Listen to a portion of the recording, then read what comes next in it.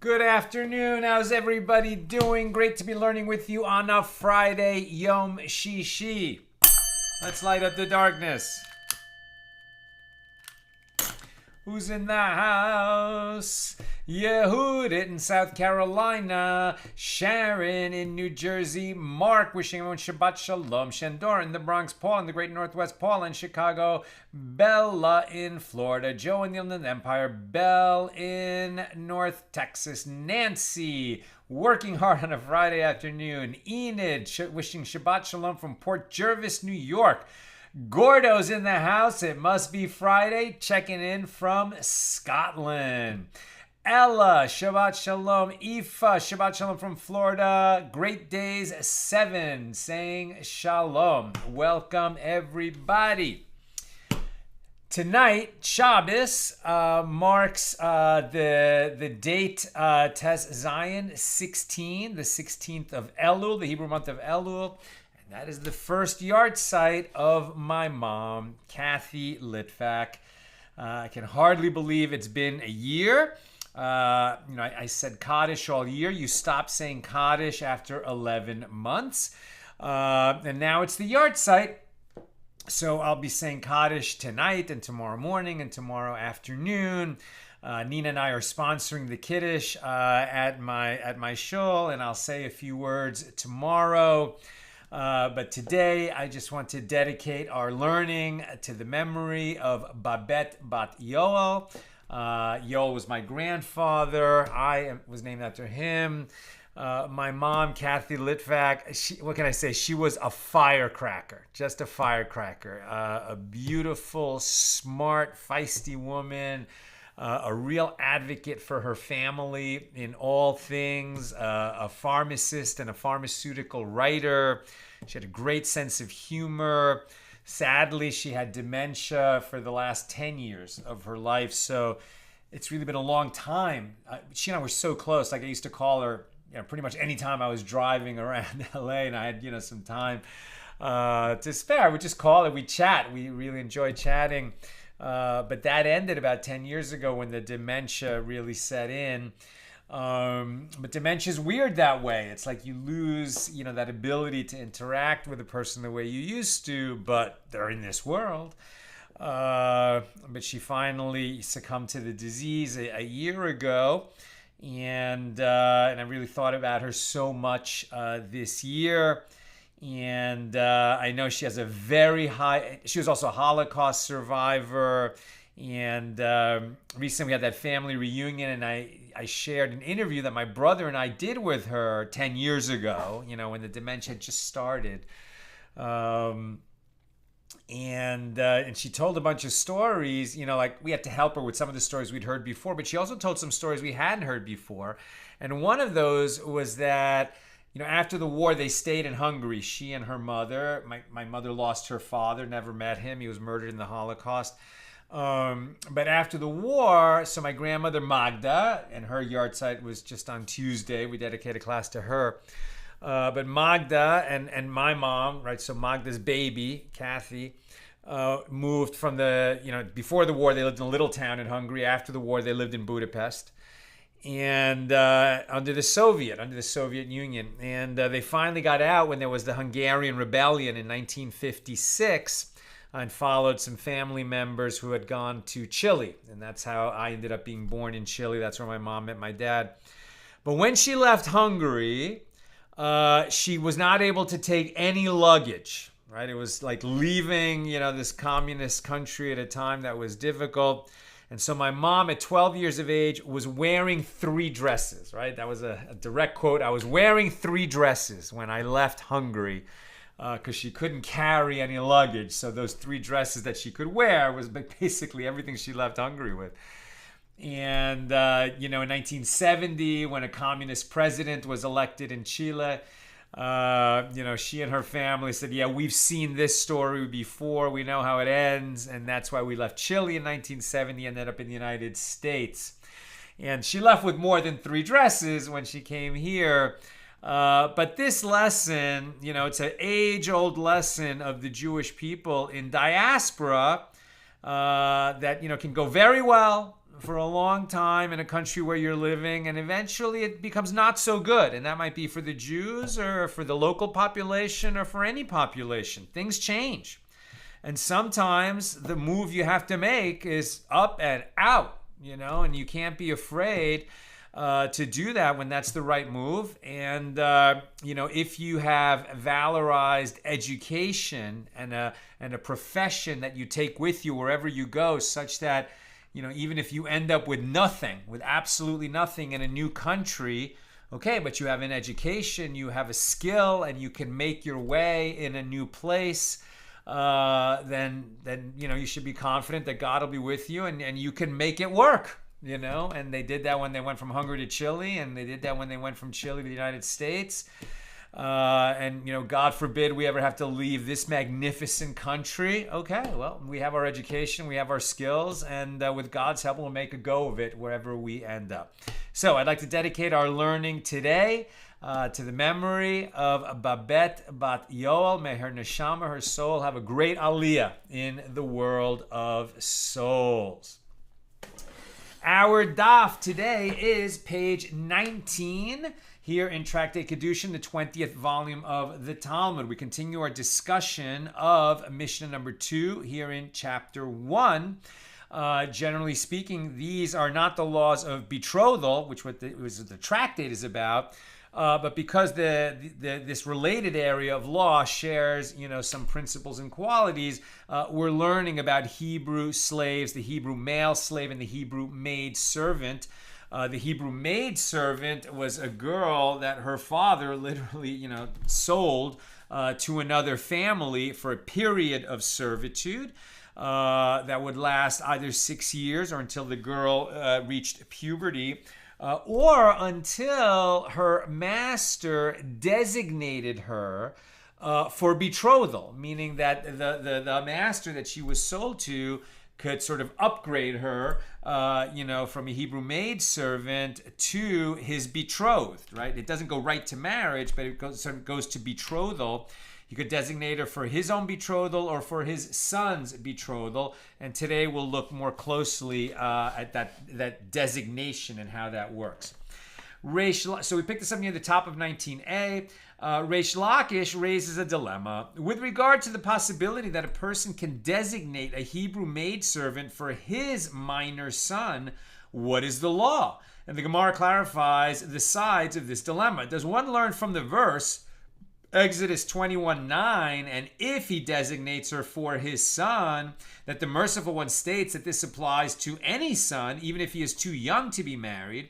Or perhaps it means his son who is similar to him, the master, just as he is an adult man, so too his son must be an adult man if the maidservant is to be designated for the son. Now, is it so that does the son have to be an adult, or can he be a minor when the master designates the maidservant for him? Remember, it's not marriage, it's more like betrothal, and betrothal can occur a significant amount of time before actual marriage becomes possible. Rabbi Zera said, come in here a solution to this dilemma from the verse. And the man who commits adultery with the wife of another man, even he that commits adultery with his neighbor's wife, both the adulterer and the adulteress shall surely be put to death. Okay, that's the law of adultery. How does that bear on the law of the master of a Hebrew maidservant designating her for himself or his son? And the sages will explain. The sages expounded that the term man serves to exclude a minor who commits adultery, right? If a married woman, a Jewish woman who's married to a Jewish man, commits adultery with a male who is not an adult, right? A Jewish male who is not an adult, a minor. Has she committed adultery? Yes. Is the minor responsible? He's guilty. He is a victim of statutory rape, right? Sadly, this was just in the news, something like this, that an adult woman had sex with a boy, right? So, she seduced him. Is he also guilty of adultery? No. The sages expounded that the term man excludes a minor who commits adultery. The phrase who commits adultery with the wife of another man serves to exclude the wife of a minor, as the marriage of a minor is invalid. Right? So whether the minor commits the adultery or the wife is the wife of a minor, she's not really his wife, because you can't be married to a minor because he can't consent to the marriage. Right? The phrase who commits adultery with the wife of another man excludes the wife of a minor, as the marriage of a minor is not valid. A minor cannot get married. He can be betrothed, maybe, but he cannot get married. And if you say that a father can designate a wife for his minor son, and designate affects betrothal or marriage, now we said yesterday that designation is like betrothal much more than it is like marriage, but here we're assuming that's not settled yet. So we find that there would be marriage for a minor, right? If we say that designation is like creating marriage, well, then the master who designates the maidservant that he owns for his son who is a minor would create a marriage for a minor. But as we saw in that other law about adultery, we derived that there is no marriage for a minor. So what's the solution? The Gemara challenges this proof. No, there is no marriage for a minor. Rather, what will you say, that a master cannot designate a maidservant for his son who is a minor? If so, why does the verse exclude him? If the marriage of a minor is never valid, why is it necessary for the verse to exclude him? On the contrary, resolve from here that one can designate for his minor son, because you're creating betrothal for the minor, not marriage. Rav Ashi said one could say that here, when this verse excludes the wife of a minor, we are dealing with a yavam, right? So there was a man who died childless, and he left a widow and a brother. Now maybe that brother was a minor, right? You can have a man who's old enough to be married who has a younger brother who's not, who's a minor. So one could say that here, when this verse excludes the wife of a minor, we are dealing with a yavam who is 9 years and 1 day old, who engaged in sexual intercourse with his yavama. And his intercourse is considered valid to create yibum. And the unique feature of this case is that by Torah law, she is fit for him. The laws of levirate marriage do not stipulate the minimum age of the yavam. Sexual intercourse with a boy aged 9 years and 1 day is considered intercourse for creating yibum. It might be rape, and there might be other consequences involved. But if that boy engaged in sex with the widow of his brother, then that created yibum. Lest you say, since by Torah law she is fit for him and his sexual intercourse is considered intercourse, therefore he acquires her and she is his wife in all regards. Consequently, one who engages in intercourse with her becomes liable for violating the prohibition against engaging in intercourse with a married woman, right? They're not saying that it's permissible for this widow to have sex with this 9-year-old boy who's a surviving brother of her husband who died. What they're saying is, if she did that, okay, then marriage was created, because the Torah doesn't specify minimum age for the yavam in a yibum situation. So then the marriage would be created. If she then went and had sex with some other guy, she would be committing adultery, because a marriage took hold when she had sex with the yavam. She shouldn't have done that, right? Just like Tamar, right, so was married first to Judah's older son and then his second son, and both of those boys died. And then what was she doing? She was waiting for the third son to become an adult so that they could have a levirate marriage, essentially. This was before the Torah was given. But Judah didn't want to, send his third son to this woman, because his first two sons died when they were married to her. So he kind of held his son back. But you can see that it was this idea that sometimes a yavama has to wait until her yavam becomes old enough. If for whatever reason they didn't wait, they created a marriage, so she's considered a married woman vis-a-vis. If she then committed adultery, would it actually be considered adultery? Yes, because the sex with the yavam is what creates a yibum marriage, even if he's young. Is she guilty of other things? Yes, but that's a separate question. Okay, and so therefore the verse teaches us that despite this consideration, she is not considered a full-fledged married woman. Interesting. Like you might have thought, but she is not. Right? Like what is the law? To exclude the wife of a minor. Man to exclude a minor. In all cases of forbidden sexual relationships, if one of the parties is an adult and the other is a minor who is old enough to physically engage in intercourse, the adult is liable while the minor is exempt for engaging in this prohibited relationship. One who engages in intercourse with the wife of a minor, even if she was a Yavama and her husband, the Yavam, was 9 years and 1 day old, is exempt in accordance with the opinion of Rav Ashi. Okay, so interesting. So even though there is some kind of a marriage created, it's not enough of a marriage created to trigger adultery when this man sleeps this woman when she had created Yibum with this boy who was a minor. So I was mistaken what I said before, or at least the Gemara moved on, and maybe I read it right here, but the ruling didn't end up that way. So let's continue. The Gemara asks, ultimately, what legal conclusion was reached about this matter of designation for a minor son? That's what we're really discussing, right? So a Jewish father, sold his daughter as a Hebrew maidservant to this other man, to his household where she was going to serve as a young servant. And that master has the option to designate her for betrothal either to himself or to his son. And the question is, can he designate her to his minor son? So come in here, Rabbi Ivu says that Rabbi Yanai says designation applies only to an adult man, and designation applies only with consent. And the Gemara asks, why is it necessary to teach these two laws with regard to this matter? It can be derived from the statement that designation requires consent, that it applies only to an adult, as a minor is legally incapable of consent. And the Gemara answers, Rabbi Yanai is saying, what is the reason, i.e., what is the reason that designation applies only to an adult man? It is because designation applies only with consent. And if you wish, say, an alternative explanation, what is the meaning of the term with consent? It means with her consent. As Abai, the son of Rabbi Abahu, taught, the verse, who did not designate her, Ya'ada, teaches that he is required to inform her, Ya'ada.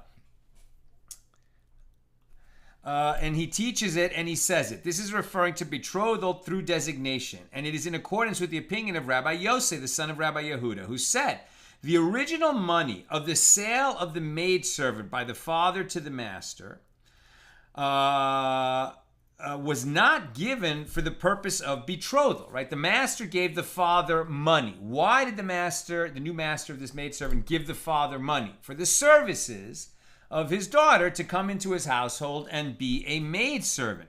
Now he has this option to later designate her for betrothal, but he has to give her money for that, doesn't he? Right? The money that he gave her father. Now she's still a minor, so if he gives her money, maybe she has to in turn give that money to her father. But the money that he gave her father was for her services as a maidservant, not for betrothal. So if he now designates her for betrothal, does he have to give additional money? That's the question being asked, right? So the original money of the sale of the maidservant was not given for the purpose of betrothal. And for this reason, an additional act of betrothal must be performed with her consent. Rav Nachman Bar Yitzchak said, even if you say that the original money was given for betrothal, it is different here, as the Merciful One states, designate her, Ye'ada. Ye'ada means designate her. And this unusual expression alludes to the law that this act must be performed with her consent. After mentioning the opinion of Rabbi Yosef, the son of Rabbi Yehuda, several times, the Gemara asks, what is the source in which the opinion of Rabbi Yosef, the son of Rabbi Yehuda, is stated? And the Gemara answers, as it is taught in a Baraisa with regard to the verse, quote, who did not designate her, then he shall let her be redeemed, right? The master of this Hebrew maidservant, if he did not designate her, then he shall allow her to be redeemed. So this juxtaposition indicates that designation applies only when she can be redeemed. Consequently, if she is at the end of her service, it is necessary that when he designates her, there must be enough time remaining in the day for redemption. There must be sufficient time for her to be redeemed. And if only a short amount of time remains during which she would be unable to perform work worth one peruta, the master does not have the option of redeeming her. Right? So the Torah law says that the master of this Hebrew maidservant has an option while she is his maidservant to designate her for betrothal, in which case she leaves being a maidservant and becomes his betrothed and will then, be further upgraded to become his wife. So what they're saying is they're sort of saying, so what do we learn from that? Is it merely that he has to designate her during her 6 years of service, right? So that it's because once her 6 years end, she's no longer his maidservant, and then he can no longer designate her. It has to happen during her period of service. Or are we learning something even further, that the reason that it has to happen during her 6 years with some time left, at least as much time left as if we prorated what the master paid her father for her 6 years of service, that this one day out of 6 years that's remaining, that she has, that the work that she will perform on that day is worth at least one peruta. Right? Because he's excusing her from performing that work. When he designates her, he says, okay, you're no longer going to be my maidservant. I am giving up the value of your work when I designate you. And that value that I give up, I'm giving it up to the girl. What he's saying is, I'm using that money which is owed to me, right, in the form of work, services performed. She's supposed to do work for 6 years. He's going to excuse her, whether it's 3 years early or 1 year early or 1 day early before her 6 years would have ended. So he's giving up the value of her time. And in giving it up, he's essentially giving her that money and betrothing her with it, right? He's giving her the equivalent of betrothal money. Money is one of the ways in which betrothal is formed, as we saw in Mishna number 1. That money can take the form of, if she owes him money, she doesn't owe money, she owes her work, but her work is worth money. And so since he's giving that up, it's like he's giving it to her, right? And he's using the forgiving of the work that she owes him as the money that he's giving her to create betrothal, right? So, and that's why there has to be time remaining in her period of servitude for him to be able to designate her for betrothal. From here, Rabbi Yosef, the son of Rabbi Yehuda, says, if there is enough time left in the day for her to perform work that is worth one peruta for him, she is betrothed, as he betroths her with the amount that she owes him for her work, which is the value of at least one peruta. And if not, she is not betrothed. If she doesn't have enough time remaining in her servitude, that the work that that he's excusing from her is not even worth one peruta, then it's too late. He cannot designate her for betrothal. Apparently, he maintains that the original money of the sale of the maidservant was not given for the purpose of betrothal, right? He's going to use this time of hers, but you can't say that when he gave the father money to make her his maidservant for 6 years, included within that amount was money that would be for her betrothal if he designated her during her servitude. Rav Nachman Bar Yitzchak said, even if you say that the original money was given for betrothal, that some of it included potential money for betrothal, one can explain this law as follows. It is different here, as the merciful one states, by means of the juxtaposition, who did not designate her, then he shall let her be redeemed, that by a Torah edict, the designation must be performed at a stage when she can still be redeemed. And it's not that we need to have enough time left for the money value of that time, but rather there just needs to be, it needs to happen while she's in her servitude. Otherwise, the option for designation expires. Now, Rava says that Rav Nachman says a person may say to his minor daughter, go out and accept your betrothal.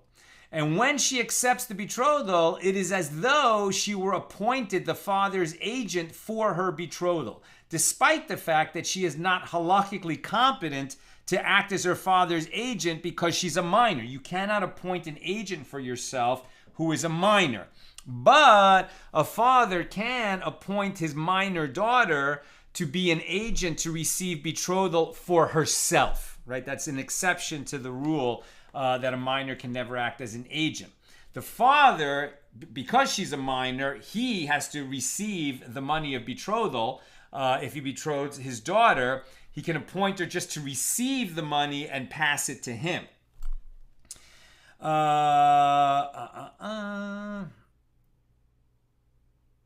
And from where is this derived? It is derived from that which Rabbi Yosef, the son of Rabbi Yehuda, said. And the Gemara explains. Rabbi Yosef, the son of Rabbi Yehuda, says that the original money of the sale of the maidservant was not given for the purpose of betrothal. And if enough time for her to perform work worth one peruta remains, then it is a betrothal. So this indicates that when the father sells his daughter, he is effectively appointing her as her own agent to receive her betrothal if the master wishes to designate her for himself. At the time of the designation, the father receives nothing, while the daughter accepts the value of one peruta for her work as betrothal. Here too, it is no different, and therefore a minor can accept her betrothal with the consent of her father, right? They're saying that we are learning out from the case of the Hebrew maidservant and designation that the general case of a minor girl can receive betrothal on behalf of her father. How do we know that? Because that's what's happening in this case. The father sold, she's still his daughter, right? He sold her to be a maidservant in someone's house. He's just selling her time for 6 years. If she's now able to, give up some of her time in exchange for receiving betrothal, when the master designates her for betrothal, it must be that a father can appoint his daughter as an agent to receive betrothal on his behalf. And Rav says that Rav Nachman says, with regard to one who betroths a woman with a loan for which there is collateral, i.e., he relinquishes his claim to a loan that she owes him, and he returns the collateral she gave him, she is betrothed. Right? We've said many times, if a man is going to betroth a woman, right, there are 3 ways to create betrothal: with money or its equivalent, with a document, or with sexual intercourse. And that third avenue, sexual intercourse, the sages say you should not do that. It is licentious because, witnesses have to see that it happened. So therefore, in front of witnesses, the man has to give her money or give her a document or give her an object that's worth money. And she consents and accepts betrothal. Now, so he gives her, right, either money, the equivalent of money, some commodity, or a document. What if she owes him money? And he says, okay, the money that you owe me, you don't have to pay. I forgive it. And he says that in front of witnesses. Does that create betrothal? He didn't actually give her something, but he forgave a loan that she owes him. Interesting, it does work, but the condition is that there be collateral, right? It has to be a loan that had collateral, and he's giving her back the collateral. Now, the collateral, he's not really giving her anything, he's just giving her back something that is hers. But it is something that is seen by the witnesses at the time that he forgives the loan. And forgiving the loan is like giving her the equivalent of money, and that you can create a betrothal with that. So now we can apply it back to this case of designation. So she is betrothed if he forgives the loan and gives her back the collateral. And this is derived from that which Rabbi Yosef, the son of Rabbi Yehuda, said. Because didn't Rabbi Yosef, the son of Rabbi Yehuda, say that the original money, the sale of the maidservant, was not given for the purpose of betrothal? If so, this daughter's requirement to serve a certain amount of time is similar to a loan, as there is no actual money, but only an obligation.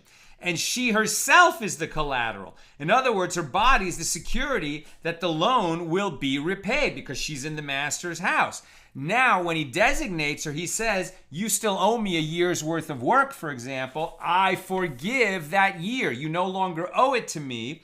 except me giving you back the value of your time, your work of 1 year's work. I'm giving that back to you. You don't owe it to me. Accept it, please, with your consent as betrothal. So if she consents, it's a valid betrothal. Now we're on 19b. And yet, if time for her to perform work worth one peruta remains, and he designates her, it is a betrothal. And this shows that he can betroth her with a loan, i.e. the value of the remaining time of her servitude, for which she herself is collateral. And so here too it is no different. And in general, one may betroth a woman with a loan for which there is collateral, and that is the law. New subject. The sages taught, how is the mitzvah of designation performed? Okay, we've been saying that the master of the Hebrew slave can designate her for himself for betrothal or for his son. Okay, if he's going to do that, how exactly is it done? The master says to her before two witnesses, you are hereby betrothed, mekudeshet, to me. You are hereby betrothed, or he could use the language, you are hereby betrothed, meoreset, to me. The designation is effective even if he said this at the end of 6 years of work, and even if it was close to sunset on the last day of her term. And once he designates her, he treats her in the manner of marriage and may not treat her in the manner of slavery. Rabbi Yosef, the son of Rabbi Yehuda, says, if there is enough time left in the day for her to perform work for him worth one peruta, she is betrothed. And if not, she is not betrothed. But you see, that's the minority opinion. The rabbis say that the master can designate her for himself for betrothal as long as a few seconds remain in her 6-year term. So the worth of her work would not be one peruta, but he's not designating her with the money that he's forgiving, the equivalent being the time that she owes him of servitude. Rather, the Torah has provided that the master has the right, has the option to designate her for betrothal while she is in her servitude. So as long as the very last moment of her servitude has not arrived, he can designate her. Now the Brisa continues, this can be understood by way of a parable, comparing this law to the law of one who says to a woman, be betrothed to me from now after 30 days. Right? So he's saying in 30 days, our betrothal kicks. In 30 days, our betrothal will become official, but it will be retroactively valid from now. Right? And he's going to give her the money. But I guess basically what they did is it's a conditional betrothal that they can break off for 30 days and it will never have taken effect. But if they don't break it off, then after the 30 days, the betrothal is a full betrothal and it is retroactively valid from now, the moment when he says this to the woman. Right? Now, you can do that. You can definitely do that. And what is the connection to what we're talking about in terms of designation? So this can be understood by way of a parable, comparing this law to the law of one who says to a woman, be betrothed to me from now, after 30 days.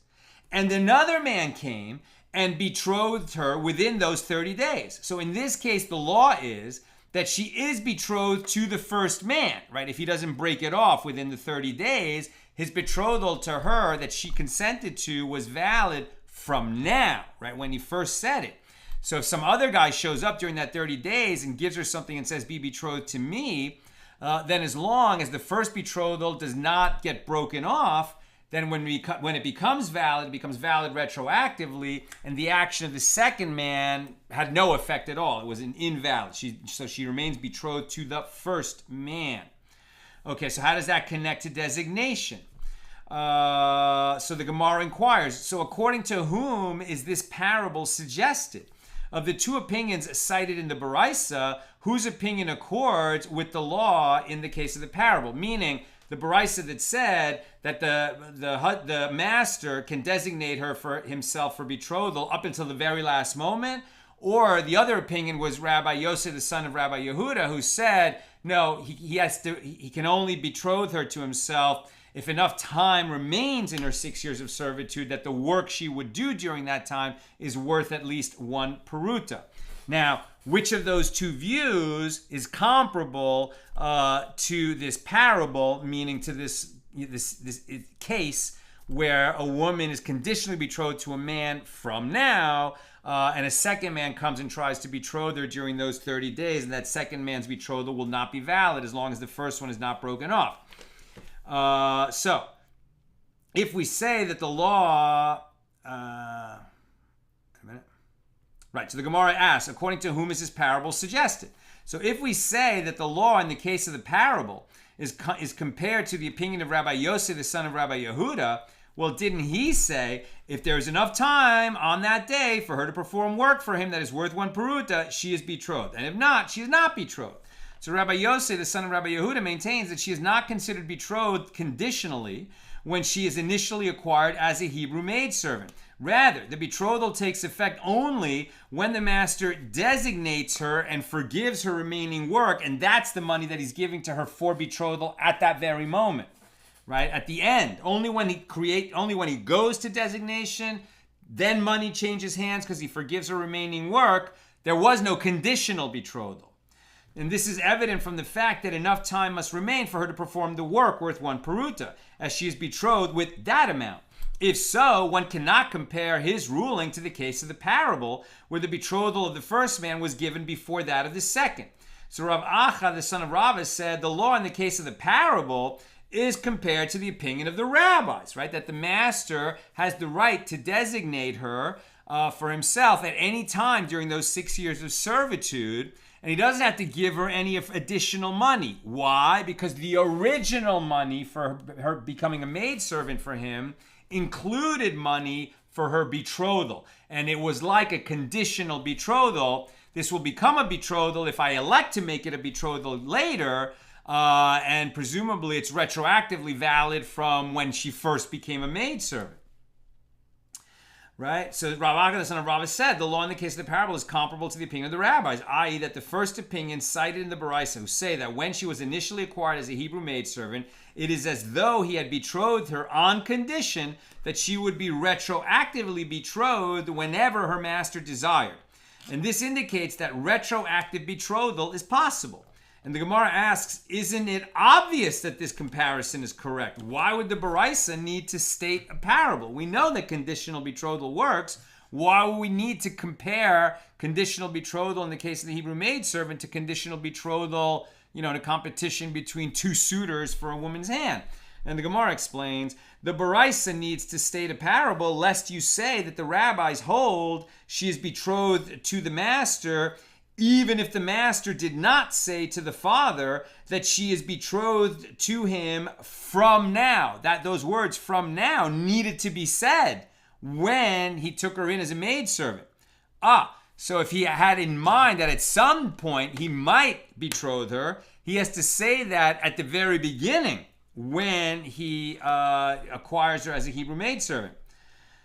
The parable therefore teaches us the case of the master is comparable to a case where the first man said to her, lest you say that the rabbis hold she is betrothed to the master, even if the master did not say to the father that she is betrothed to him from now. The parable therefore teaches us that the case of the master is comparable to a case where the first man said to her, from now. And if the master did not state this term, from now, when acquiring her as a Hebrew maidservant, then she would not be betrothed to him later when he designates her. Now, it is taught in another Baraisa, with regard to one who first sells his daughter as a Hebrew maidservant, and then he, the father, goes and betroths her to another man. He mocks the master, and she is betrothed to the second man. Although he sold her as a Hebrew maidservant, he can remove her from the authority of her master, and this is seen as mocking the master. And this is the statement of Rabbi Yosef, the son of Rabbi Yehuda. This is the statement of Rabbi Yosef, the son of Rabbi Yehuda. And the rabbis, the majority who disagree, say, if the master wants to designate her, he can designate her. And the second man's betrothal is void. Right? The rabbis, the majority, say that this master has a right to designate her. Now, it's unclear whether he has to say from now, when he first acquired her as a maidservant, that he might betroth her later, and that's what protects her from any other betrothal, or maybe he doesn't even need to say that language. And the Baraisa continues, this can be understood by way of a parable, comparing this law to the law of one who says to a woman, be betrothed to me after 30 days. and another man came and betrothed her within 30 days. Now, there's no language of from now. He's just said, be betrothed to me after 30 days. And another man came and betrothed her within the 30 days. In this case, the law is that she is betrothed to the second man, because the first man just said, we are going to be betrothed in 30 days. He didn't say, in 30 days we'll be betrothed from now, that retroactive, sparking of the betrothal at the moment when he makes this arrangement with her. He didn't say that. He just said, we will be betrothed in 30 days. So the betrothal hasn't taken effect yet. Some other guy can come along and convince her to marry him within those 30 days, and she's going to be betrothed to the second man. Now, in this case, the law is that she is betrothed to the second man. And the Gemara inquires, according to whom is this parable suggested? Of the two opinions we've been discussing in the Baraisa, the rabbis versus Rabbi Yosef, the son of Rabbi Yehuda, whose opinion accords with the law in this second parable? If we say that the law in the case of the parable is compared to the opinion of the rabbis, don't the rabbis say that the master wants to designate her, he may designate her, and the second man's betrothal does not take effect? In the case of the parable, she is betrothed to the second man, and the first cannot prevent this. So rather, Rav Acha, the son of Rava, said the law in the case of the parable is compared to the opinion of Rabbi Yosef, the son of Rabbi Yehuda. And the Gemara asks, well, isn't it obvious that this comparison is correct? Why would the Baraisa need to state it?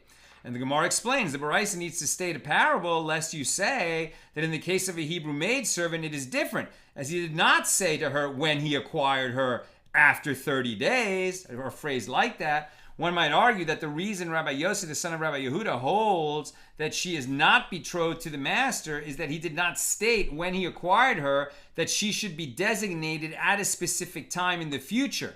But if he would have stated this at the time that he acquired her as a Hebrew maidservant, then the designation would take effect. By comparing this case to the case of the parable, the Baraisa teaches us that Rabbi Yosef, the son of Rabbi Yehuda, would hold that the designation does not take effect, even if the master had said at the time of the acquisition that designation should take effect in 30 days, provided that her father betroths her to another man in the interim. Moving on. It is taught in another Baraisa, with regard to one who sells his daughter and stipulates with the buyer that the sale applies on the condition that he does not designate her, the condition stands, right? Now the Torah says that the master of a Hebrew maidservant has this option to designate her for betrothal to himself or to his son.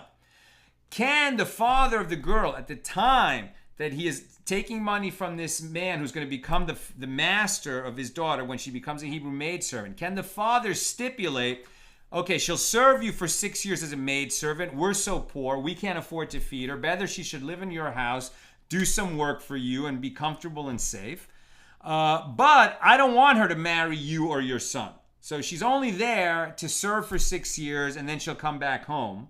But I'm taking designation, i.e. betrothal to you or to your son, off the table.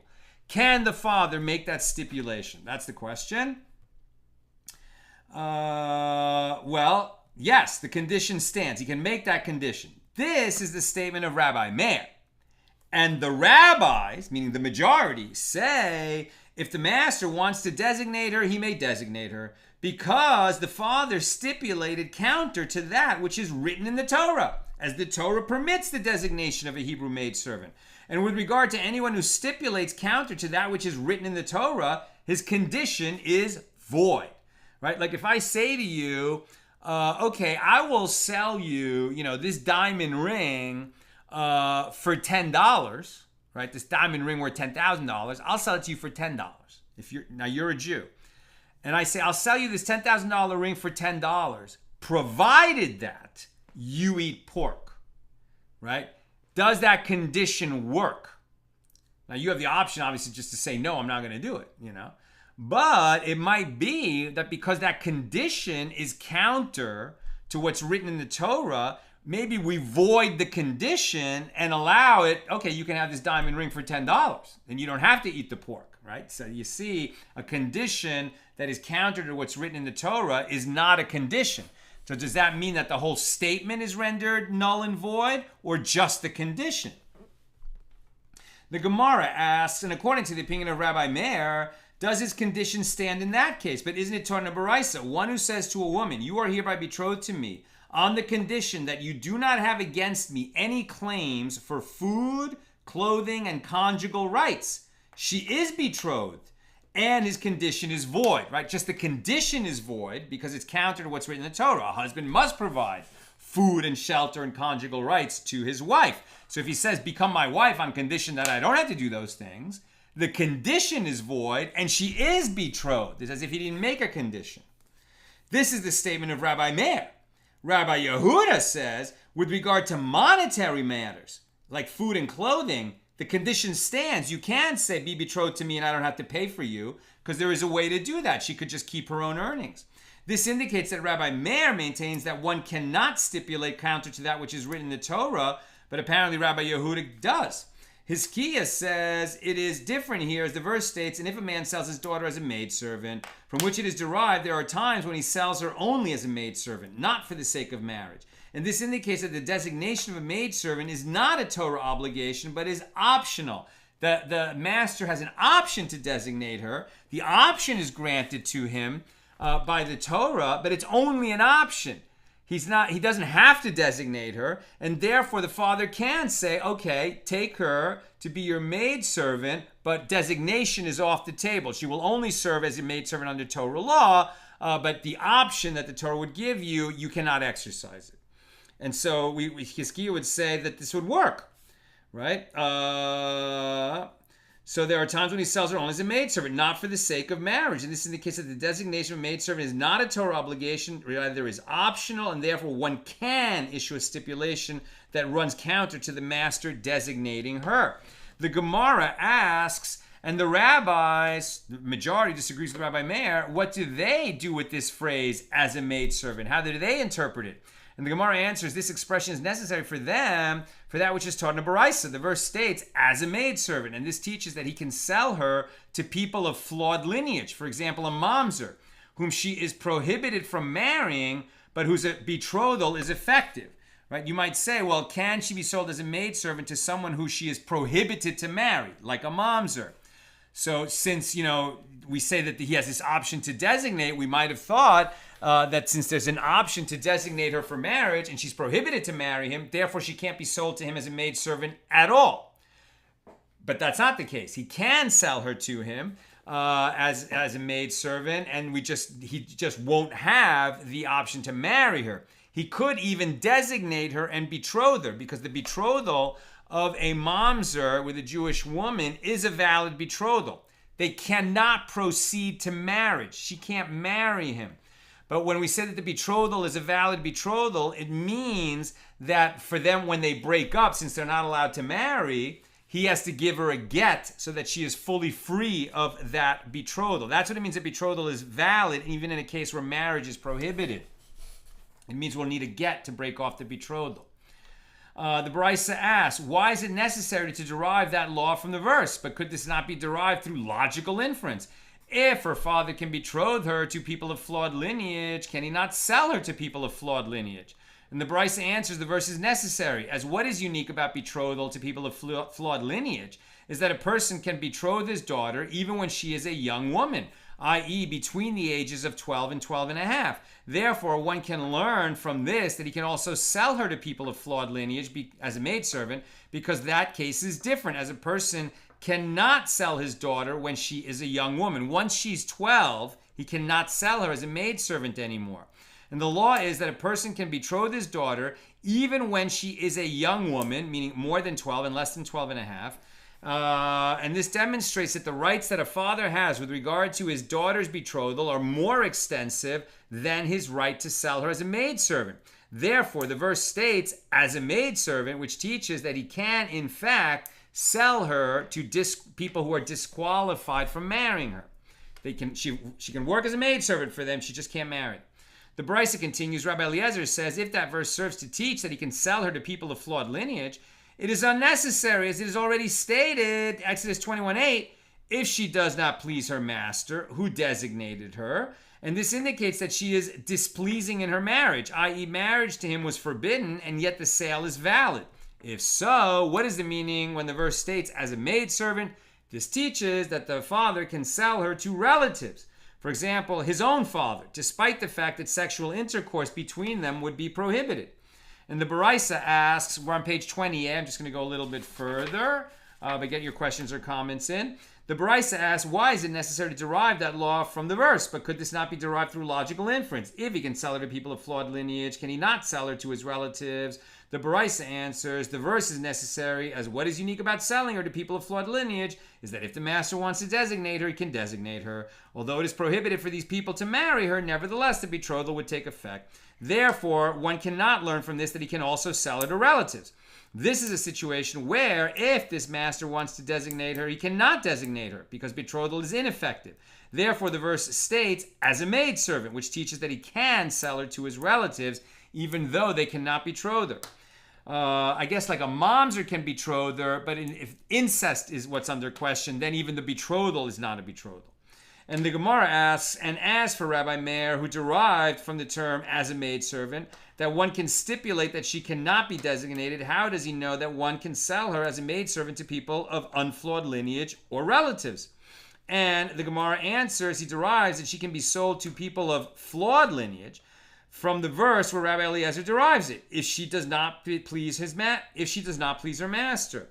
With regard to relatives, he holds in accordance with the opinion of the rabbis, who say that he cannot sell her to relatives. It is taught in one baraisa, one can sell his daughter to his father, but he cannot sell her to his son. And it is taught in a different baraisa, he cannot sell her to his father nor to his son. So the Gemara clarifies this issue. Granted, the baraisa that states that he cannot sell her to his father nor to his son is in accordance with the opinion of the rabbis, who say that he cannot sell her as a maidservant to relatives whom she cannot marry. But in accordance with whose opinion is the baraisa that states that he can sell her to his father but not to his son? It is not in accordance with the opinion of the rabbis, who forbid selling her to any relative. And it is not in accordance with the opinion of Rabbi Eliezer, who permits selling her to all relatives. So the Gemara answers, actually is in accordance with the opinion of the rabbis. Although they say he cannot sell her to relatives, the rabbis concede that he is permitted to do so where there is a possibility of designation. In this case, although the father of the girl's father cannot marry her, he can designate her as a wife for his other son, who is the girl's uncle, which is permitted. Since this uncle may marry her, designation is a possibility, and therefore the sale is effective. And that's what we've got for today. Let me take some comments and questions.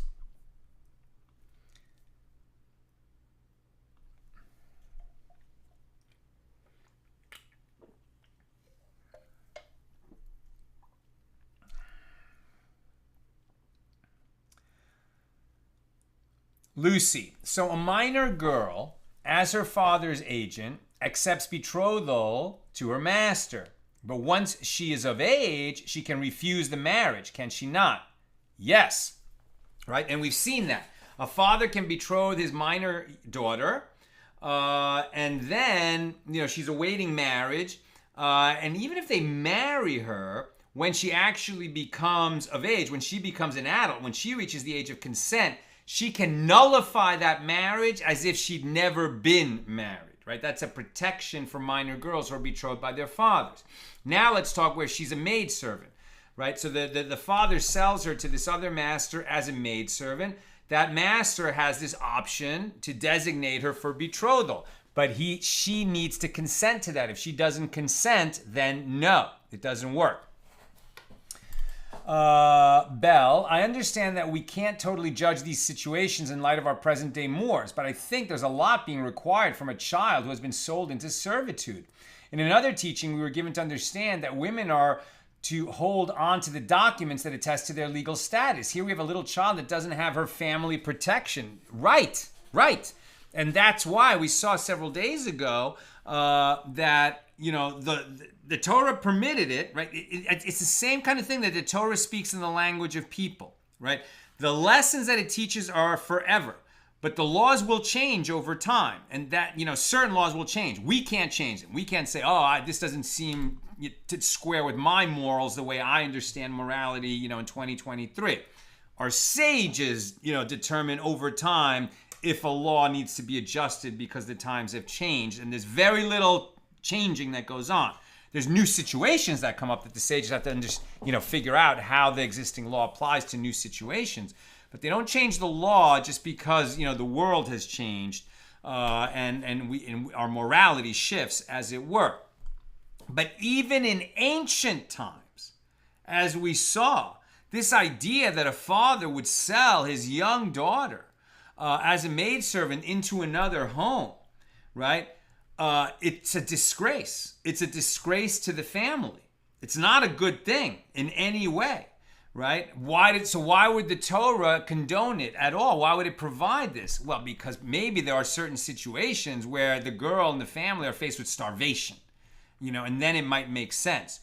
Or where, by sort of entering somebody else's household and sort of, how much work is a little girl going to do? It's not like they're going to work her like some kind of, factory slave labor. It's more like she's going to do some like chores in the house because she has to be a member of that household. It has to be fed, and sheltered and have a bed and a pillow like other members of that household. So really what might end up happening is she grows up in this other household, and ends up marrying, that man's son, which is sort of like socially, and that was very important back then, way above her class type of thing, right? It would be a way to marry up, which was important in that society. But we are in no way to understand, that child labor or child indentured servitude, which is what this was considered a good thing. It was not. Okay, that's what I've got for us today. With God's help, we'll be together again tomorrow night, Saturday night, for page 20. May we all be blessed with a sweet, uplifting, refreshing, and rejuvenating Shabbos. It is my mom's yahrzeit. May her neshama have a great aliyah in the world of souls. And I wish you, my friends, all the best. Good